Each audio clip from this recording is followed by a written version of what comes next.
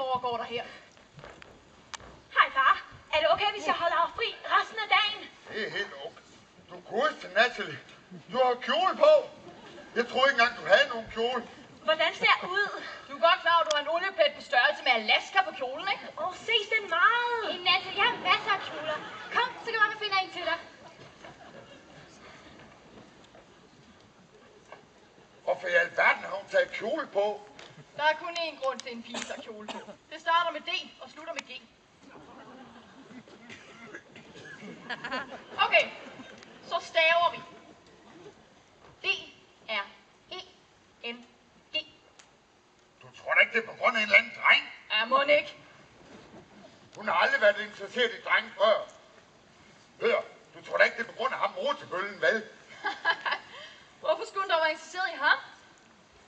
Bare fordi han har det der frække glimt i øjnene og skæve smil og går rundt i de der stramme bukser, der bare får pigerne til at skrige, ja, ja, og jeg skal, ja, ja. Ej, jeg tror ikke, det kan være ham.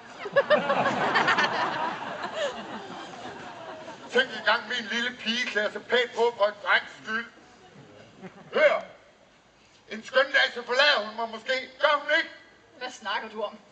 Jo, når hun møder den rigtige dreng og flytter hjemmefra og starter sin egen familie. Og jeg ønsker jo bare, at hun skal være lykkelig. Det gør jeg virkelig. Men hvordan skal jeg klare mig uden hende? Ved du, hvad du trænger til, Jim? En ny kone. Eller en hund. Jeg ved ikke rigtigt. Jeg har allergi. Måske jeg bare skulle få hende til at opgive alt det der. Hør nu her, Jim.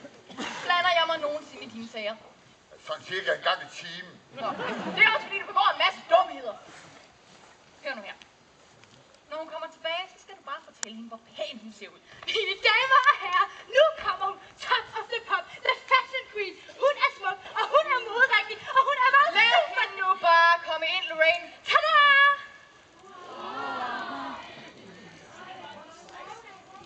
Nu har jeg aldrig. Du godeste, Natalie. Du ser...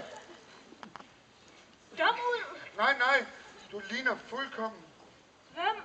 Du ligner fuldkommen din mor, min skat. Og far, du græder da ikke, gør du? Smut du bare med dig, Natalie. Han skal nok klare sig. Tak, Sylvia. Tak, Lorraine. Vi ses senere, far. Hun så smuk ud, din lille pige. Jeg vil bare ønske, at hendes mor kunne se en sådan. Hør, Jim. Har jeg nogensinde fortalt dig, at du er god nok? Nej. Nå, men det er du altså. Ved du hvad, Silvia? Jeg tror, det er første gang, du nogensinde har sagt noget pænt til mig. Nå, og hvor længe har vi to så kendt hinanden?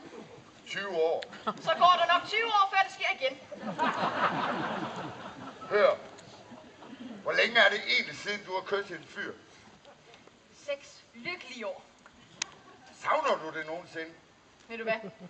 Hver morgen, når jeg vågner og opdager, at der ikke ligger en mand ved siden af mig i sengen, så ved jeg, at det bliver en dejlig dag. Jeg har heller ikke kysset nogen kvinde siden Mark var døde. Det er snart 3 år siden nu. Når man bliver ældre, finder man ud af, at det er bedre at være alene. Ja. Spise alene. Sove alene. Være alene. Resten af livet. Undskyld mig. One night with you is now what I'm waiting for. Serveres der mad her i etablissementet? Ikke noget, jeg vil putte i munden. Undskyld mig. Ja. Jeg... Spyt så ud, Jim. Den her by, den får mig til at savne og snede.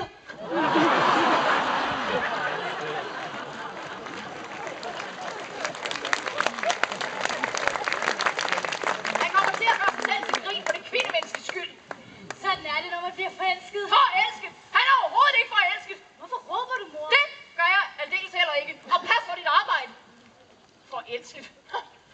Jim kan da umuligt blive forelsket i sådan en fisefrår, den brunslimmer som hende. Du taler med dig selv. Det gør jeg ikke. Hvad man ikke skal høre fra et pigebarn, at man taler med sig selv. Altså de unge mennesker i dag, de har absolut ingen respekt for de ældre. Og jeg taler jo med mig selv.